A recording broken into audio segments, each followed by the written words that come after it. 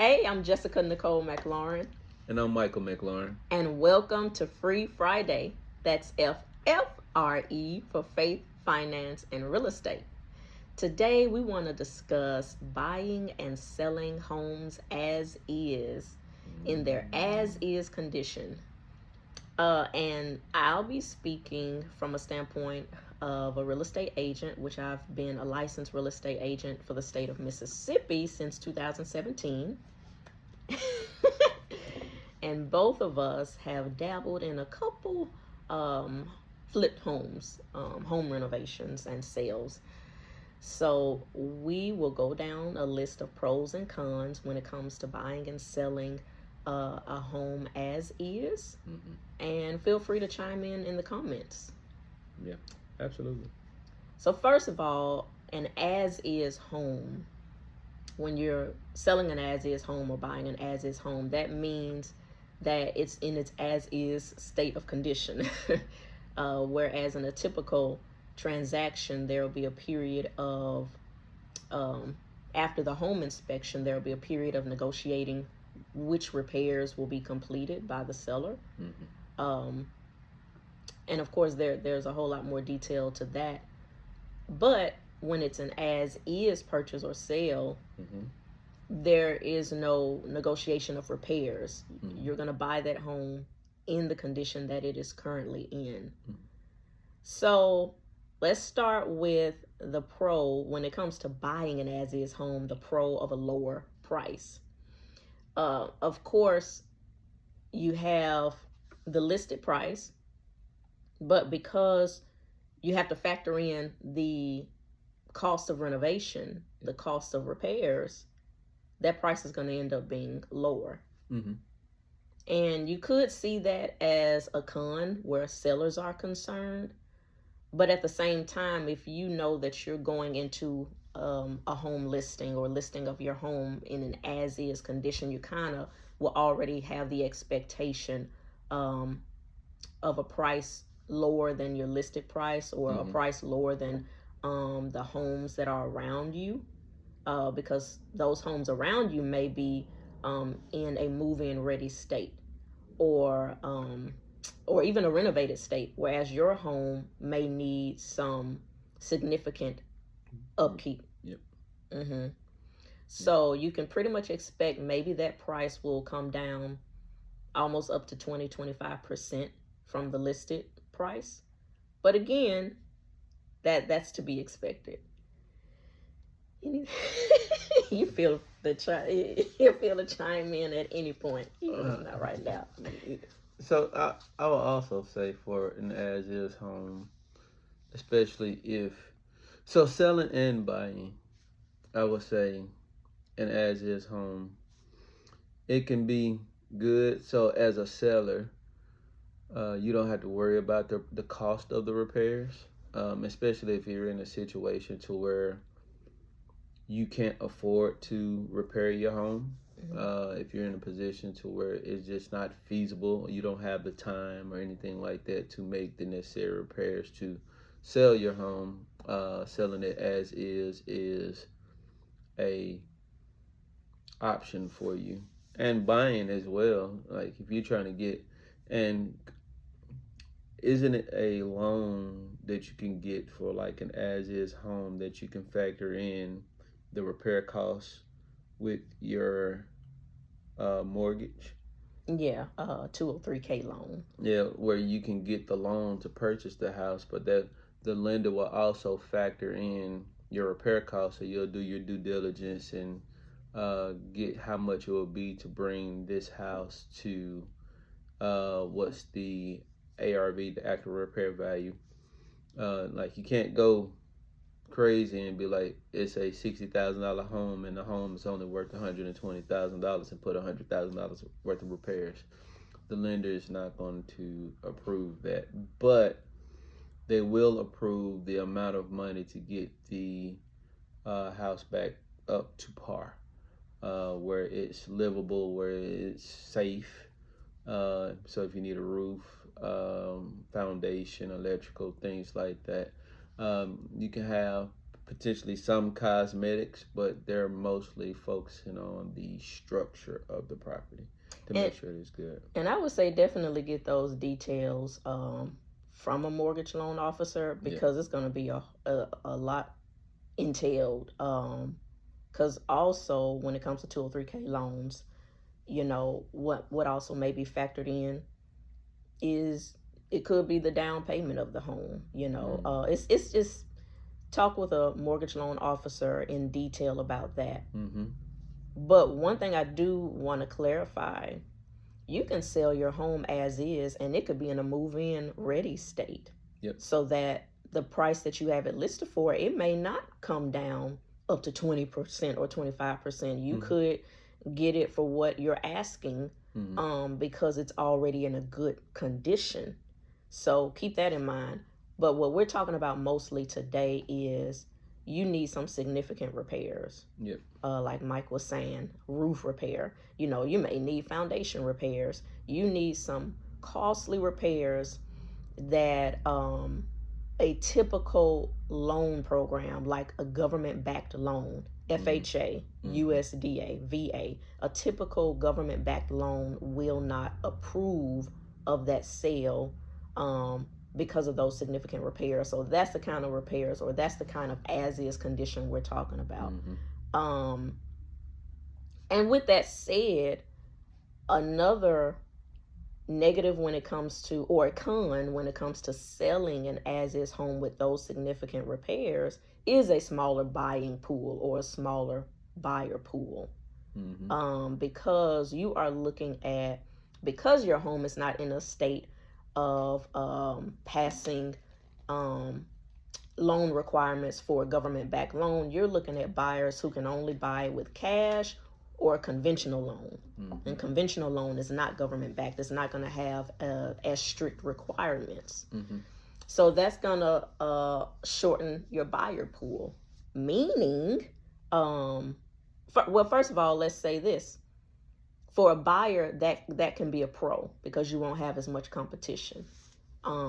It's very few buyers who's going to have cash, and also the buying pool who can meet the requirements for a conventional loan is not as large as the buying pool who meets the requirements for for government-backed loans. So for the buyer, that can be a pro. You won't have as much competition. But for the seller, it's not as much of a pro, because with that smaller buying pool, it could potentially cause the house to stay on the market longer. Potentially. So when you're selling your home as is, so you got two contrasts. Like she said, you got the house that is move-in ready, the house that is, like, you don't really need many repairs, like, it's good. You've made some updates. You don't want to put another cent into it after the updates that you're like, okay, I know I just replaced my HVAC, my roof, my foundation is good, the plumbing is good, electric is good. I even painted a couple of rooms, renovated a couple of rooms. I'm not putting anything else in. So if you find anything on the inspection report, that's for your knowledge. But unless it's one of those things to whereas a lot of people will go into it saying if it's affecting the loan closing. So if the inspector finds some loose wires in the attic or something like that, that's a common thing. Something that's not grounded, you'll do those repairs because that's considered a safety hazard. So you will repair all of the safety hazard things. But so, can I interject real quick? Sure. So, and what Mike is referring to, when you say as is, like, let's use his example of you have a move-in ready home, and you say, I'm not doing another repair. So you all have come to an agreement. Okay, yeah, the buyer wants to move forward with your home, but they get an appraisal. The bank requires an appraisal. And again, this is in the scenario you have a move-in ready home that has no significant structural or structural repairs or anything like that, where a government-backed loan will approve it. But during an appraisal, that appraiser finds some minor things that he says or she says this needs to be approved. I mean, this needs to be repaired, completed before we can move forward with the loan or with the closing. So that's what Mike's referring to, that there are some things, if you want to move forward with that sale, you may have to go ahead and repair. And like he said, it could be like safety hazard things that the lender's appraiser brings to their attention. Most of the time, that's things like rotted wood or something like that. It's nothing usually major, but it's things that the mortgage company would deem deal breakers if it's not corrected. So that's if it's in move-in ready condition. So then you have the ones that need a bunch of repair. I forgot where I was going with it at first. I'm sorry, I interrupted you. You did. So then you have the ones that's not move-in ready, that needs a bunch of repairs. And your buy-in pool will be centered around mostly investors or the people with the 2 or 3K loans. So you'll market towards those. And like she said, you need to be prepared to negotiate, because you may think your house is valued at a certain price, but investors also have to factor in a bunch of other costs when trying to take on the as-is property.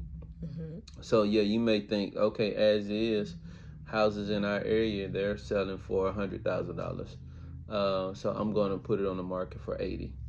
Well, as an investor, that's not enough margin for profit at 80. So they're going to probably come down to about 60. If they want to flip it. If they want to flip it. If they want to buy it and keep it, they may give it to you at 80, but they still may come down to 70, because they got to factor in, they still have to put in some type of work to get this house to a livable standard. Because they may keep it to rent. So they may not flip it. In other words, buy, renovate, sell within a few months. But they may buy, renovate to get it up to par for a renter. So like Mike said, therefore renovations are still needed. But I think I know where you were going, because I was saying when it comes to a seller and that buyer pool being small, it may stay on the market longer than you want it. And you were saying not necessarily. Not necessarily, because I mean, if it's a solid house, it's a solid house. If you have a house that's move-in ready and it's in a desirable neighborhood, or even if it's priced right, because the fact of the matter is, people need places to stay of all genres. Like for people that can afford the $1 million houses to the low to moderate income people, like everyone needs some place to stay. And whether your house is $50,000 or whether it's $500,000, like you still may have trouble or success selling the house. It just depends on who's looking at that time. So yes, it could sit.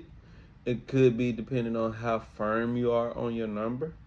So if you're real firm on, no, I want to take no less than this amount, then it may sit a little bit, because you may get somebody that's interested in purchasing your property, and that property may sit for a little bit longer because you don't want to really negotiate, because you have your own desired profit margin, which is okay, but you have to be willing to sit with it. And what we've learned with houses sitting is the longer they sit, the more issues they have. So if you're already selling it as is, just know the more problems that it is, and the more problems that it is, the more it's going to cost to renovate it. So that means the lower price you're going to get. Yeah, I like to say the longer it sits, the costlier it gets. Absolutely. So yeah, even with that buyer pool, as a seller, even with your buyer pool, in the scenario of you having or needing significant repairs, with that buyer pool being smaller for just those with conventional loans and cash, you come down to the right price, it could sell like that.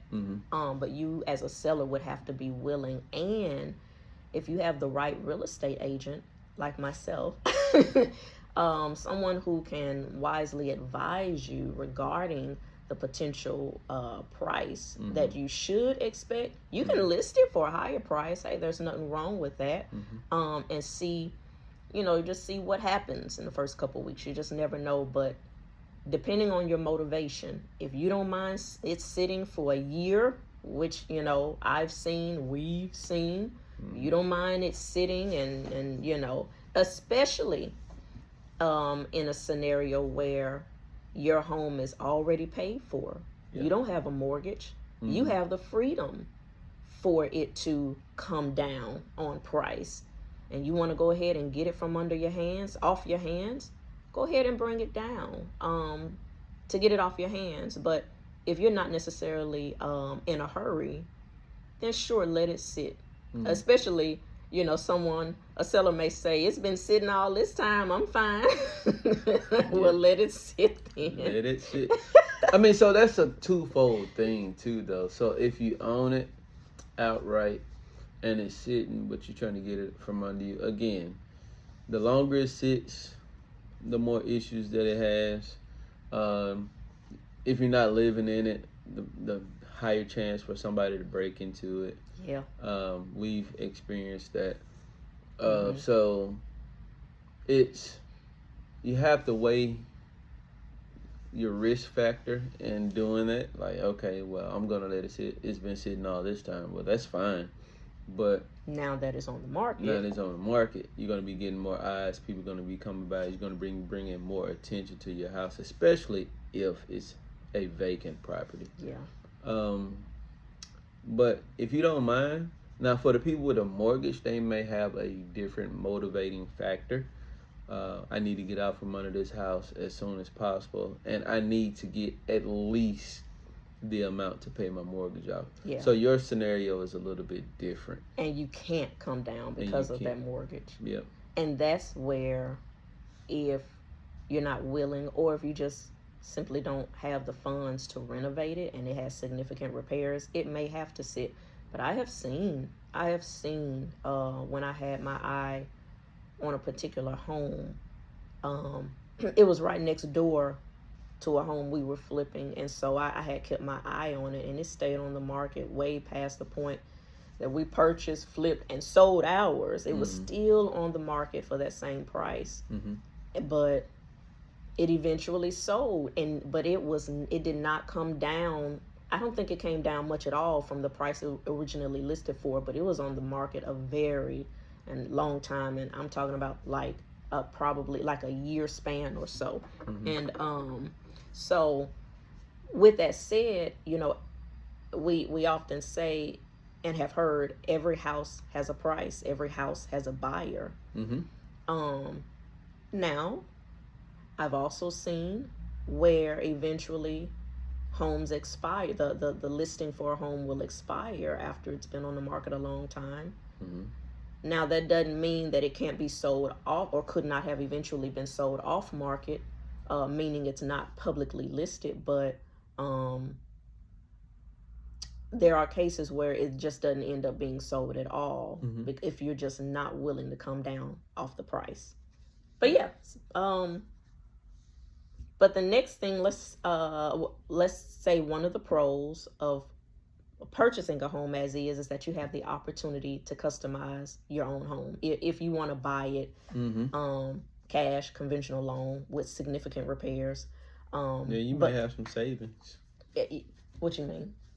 So if you buy an as-is home, and you may go into this house, and most people, like a lot of move-in ready houses, like they have the majority of things that you are looking for, but you may go in and you may want to repaint the house. That may be your expense, and repainting the house is expensive. You may have some ideas that you want to put a different countertop in, or you don't like the flooring that's in, so you may put in a different flooring, but you have this in mind when you're walking through and looking at it. So like the bones, the structure, the flow of it is everything that you're looking for beside these few details. And you have this contingency sitting back here where you want to come in and put your own personal touch to the house, where the walls may be like an eggshell white and you may want like a neutral brown for a calming type environment. Like you, I don't know.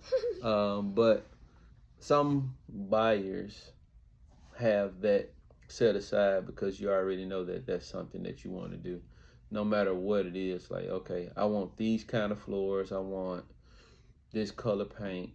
I want these kind of faucets or something. Like, who knows? But you have your own personal things that you want to put into your home because this is your house. You want it to be your house. You want it to be conducive to what you want. So sometimes buying a house, you already have that in mind. And the more repairs it needs, or the more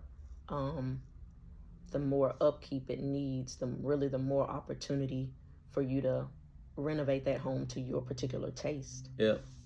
The only thing about that, keep in mind, if it's customized, especially just to you, in a way that most others would not necessarily like it. If you have in mind to sell it later, that's what you call buyer specific. You have a buyer specific home where you have customized it. Your customization is a little too narrow, and it's gonna shorten your buyer pool. So that's just something. So even though you have the customization, the liberty of the customization, just remember, don't cut out too many buyers if you plan to sell it later. Yeah, like you go up in there, you make like this pink wall, this red wall, this purple wall, this like you just like colors. So now, if you're trying to sell it, now you got to put in a paint contingency because most buyers are not gonna want a red wall and a whole bunch of multicolored walls in their home. They're gonna want like a solid color and maybe one or two accent walls. So you had to factor in like, okay, I'm gonna have to have some wiggle room for paint. So I want 70. Yeah, I might have to say 65 because they're gonna have to repaint the house. Now with these renovations, of course, another pro is instant equity. So you buy a home for low price, needing repairs, you repair it, get it up to par, instant equity. Just to go through the rest of this. Or we can do a part 2. I guess we could do a part 2. How about we do that? Yeah. Let's do a part 2 to this. So we'll stop there and we'll continue this next week. But in the meantime, you know what to do. Keep pushing forward. Have an awesome weekend.